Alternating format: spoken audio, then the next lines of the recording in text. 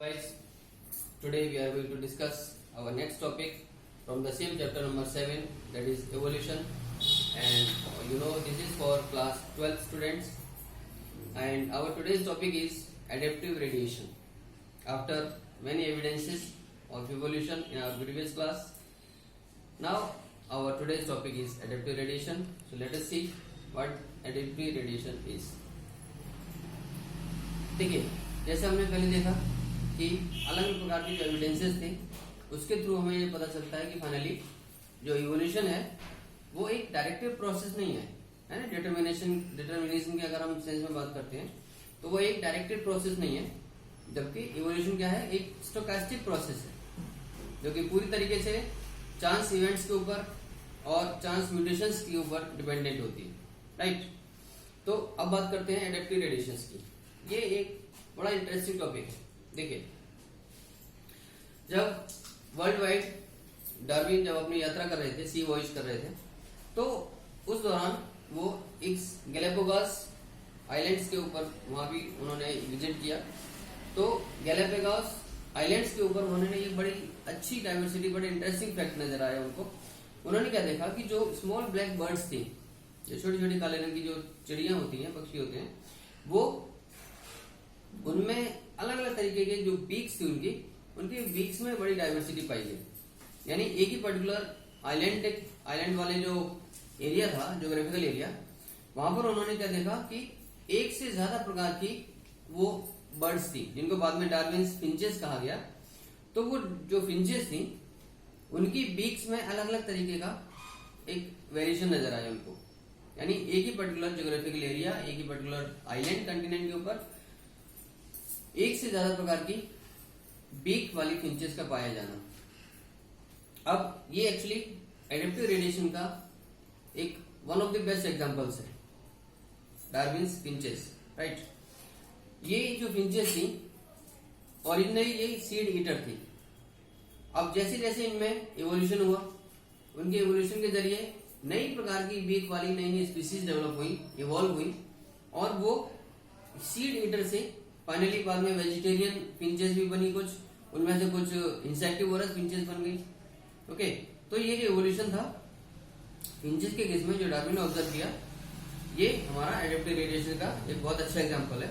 तो adaptive radiation actually क्या process है? देखिए, एडेप्टिव रेडिएशन एक वो प्रोसेस है जिसमें किसी एक पर्टिकुलर ज्योग्राफिकल एरिया, ठीक है, या किसी एक पर्टिकुलर ज्योग्राफिकल हैबिटेट के अंदर एक ही कॉमन एंसेस्ट्रल स्टॉक से या एक कॉमन पॉइंट से स्टार्ट होके कई प्रकार की डाइवर्सिटी की जो अलग अलग स्पीसीज जब इवॉल्व होने लगती हैं इवोल्यूशनरी बायोलॉजी के अंतर्गत, और वो बाद में अपने नए नए हैबिटेट्स की तरफ, अपने नए नए नीचेस की तरफ रेडिएट होने शुरू हो जाती हैं, okay, with in the same geographical habitat, same geographical area. तो ये जो प्रोसेस है इसको एडेप्टिव रेडिएशन कहा जाता है। क्लियर? एडेप्टिव रेडिएशंस मतलब वो प्रोसेस जिसमें एक कॉमन एंसेस्ट्रल स्टॉक, एक कॉमन पॉइंट से स्टार्ट होके जब एक से ज्यादा प्रकार की स्पीसीज इवॉल्व होती हैं इन इवोल्यूशनरी टर्म्स, और वो स्पीसीज अपने अलग अलग प्रकार के हैबिटेट्स की तरफ को रेडिएट होने शुरू हो जाते हैं, उधर डाइवर्ट होती हैं, फैलती हैं।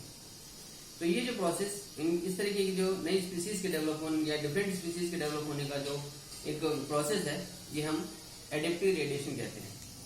देखिए, एडेप्टिव रेडिएशन का एक्चुअल में कॉज क्या होता है कि जब कभी अचानक से बहुत ज्यादा ड्रास्टिक एनवायरमेंटल कंडीशंस में चेंज आता है, यानी किसी भी तरीके से जब एनवायरमेंट उन ऑर्गेनिज्म्स के लिए नए नए चैलेंजेस रखता है उनके सर्वाइवल के लिए, ओके, तो in such a condition where environment provides new challenges to the surviving organisms, or when there is a drastic change in the climatic or environmental conditions by any reason, तो इस condition में जब जो नए नए habitats उनको मिलेंगे, उस हैबिटेट्स के अकॉर्डिंग जब वो ऑर्गेनिज्म्स अपने आप को मोल्ड करते हैं, अपने आप को उसमें ढाल लेते हैं, तो ये जो प्रोसेस है, अब ऑब्वियसली क्योंकि उनके लिए हैबिटेट दूसरा है, उनके लिए एनवायरमेंटल कंडीशंस अलग है, तो उनके एनवायरमेंटल कंडीशंस के हिसाब से जब वो अपने आप को वहां मोस्ट सक्सेसफुली सरवाइव कराने के लिए जब एडेप्ट होते हैं, जब अपने आप को मोल्ड करते हैं,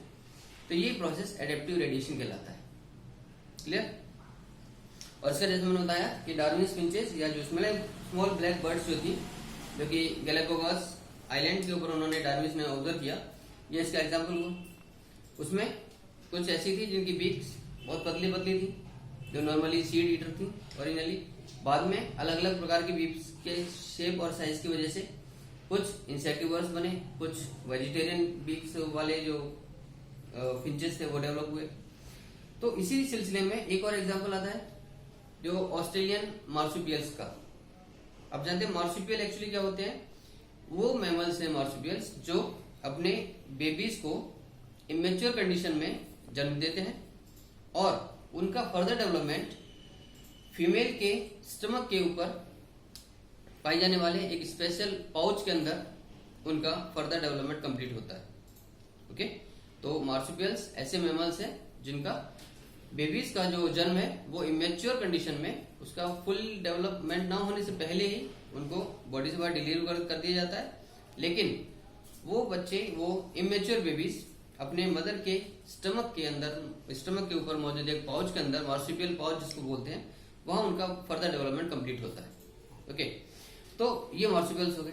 अब मार्सुपियल्स की इसमें क्या चीज देगी कि मार्सुपियल जो थे एक कॉमन एंसेस्ट्रल स्टॉक से स्टार्ट हो गए और कई प्रकार की डाइवर्सिटीज, कई प्रकार की वेराइटीज में इवॉल्व होने लगे, और वो भी एक ही पर्टिकुलर ऑस्ट्रेलियन आइलैंड के कंटिनेंट के अंदर ही अंदर। ठीक है, तो ये हमारे कुछ एग्जांपल्स आप यहाँ देख सकते हैं, मैंने नाम लिखे हुए हैं। ऑस्ट्रेलियन मार्सुपियल्स में मार्सुपियल मोल है, नम्बेट है जिसको हम आंट ईटर भी कहते हैं, और मार्सुपियल माउस, स्पॉटेड कस्कस, ये थोड़ा सा अननोन सा एक मार्सुपियल है, spotted cuscus. It's not so common, it's not so well known. ऐसे ही फ्लाइंग फेरेंजर या जिसको हम ग्लाइडर भी कहते हैं, और Tasmanian tiger cat, Tasmanian wolf, kangaroo सब जानते हैं आप लोग, वॉम्बेट, मार्सुपियल रैट, कोआला, ये सारे जो ऑस्ट्रेलियन मार्सुपियल्स के एक इवॉल्व स्पीसीज हैं, इवॉल्व वेराइटीज हैं। ठीक है, जो कि एडेप्टिव रेडिएशन के जरिए इवॉल्व हुई और उसी पर्टिकुलर ऑस्ट्रेलियन कंटिनेंट में ये पाए जाते हैं। एक और ऑस्ट्रेलियन मार्सुपियल है जिसका अब आज कोई भी ऑर्गेनिज्म जीवित नहीं पाया जाता, एक्चुअली ये एक्सटिंक्ट है, और उसका नाम है थाइलेसीन। तो थाइलेसीन एक एक्सटिंक्ट ऑस्ट्रेलियन मार्सुपियल का नाम है।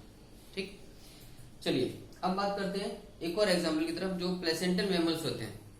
प्लेसेंटा आप जानते हैं कि फीमेल की बॉडी में बच्चे को फर्दर डेवलपमेंट, फर्दर न्यूट्रिशन और उसकी जो इसेंशियल लाइफ प्रोसेसेस हैं, एक्सक्रीशन वगैरह, उसको कंडक्ट कराने के लिए, उसको कैरी आउट करने के लिए फीमेल की बॉडी से जो कनेक्शन होता है in the form of a disc and with the help of an umbilical cord, तो दैट इज कॉल्ड प्लेसेंटा। अब प्लेसेंटा मैमल्स में कुछ ऐसे एग्जांपल्स डेवलप हुए हैं जो अपने करस्पॉन्डिंग ऑस्ट्रेलियन मार्सुपियल्स जैसे दिखते हैं, but actually they are different, they are different species, they are different organisms. Okay, लेकिन उनके जो नाम है वो काफी हद तक मैच करते हैं, उनके जो फीचर्स हैं वो काफी सिमिलर है। ठीक है, हम देखते हैं किस किस में कहाँ का सिमिलरिटी पाई जाती है। तो ये लेफ्ट साइड का कॉलम प्लेसेंटल मैमल्स का है, राइट साइड वाला कॉलम ऑस्ट्रेलियन मार्सुपियल्स का है।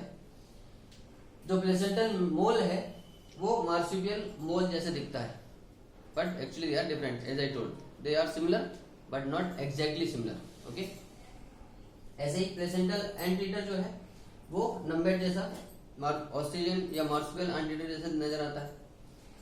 जो प्लेसेंटल माउस है वो मार्सुपियल माउस जैसे दिखता है, जिसको हम बैंडिकूट भी कहते हैं, Bandicoot.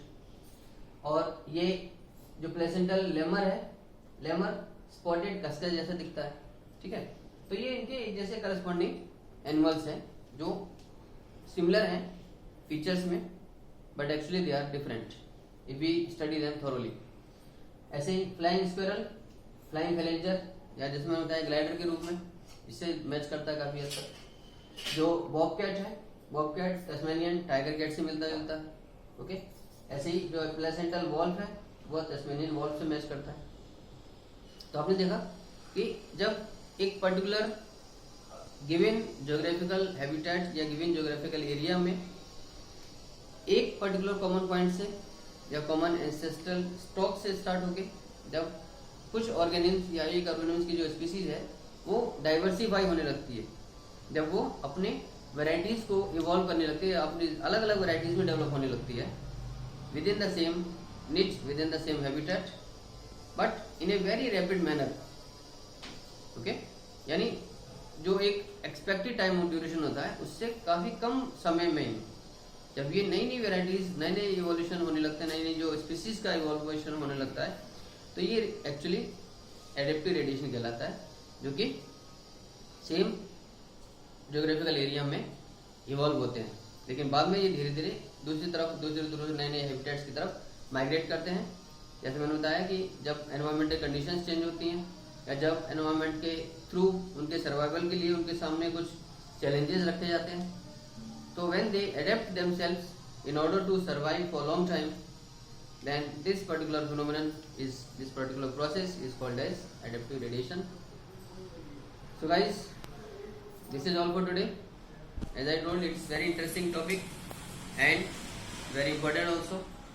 So till then, keep sharing, keep watching videos, and as I have already told you that I always try to give you something more in every topic, in every class, in every video. So don't miss any video. Keep liking. Thank you. God bless you all.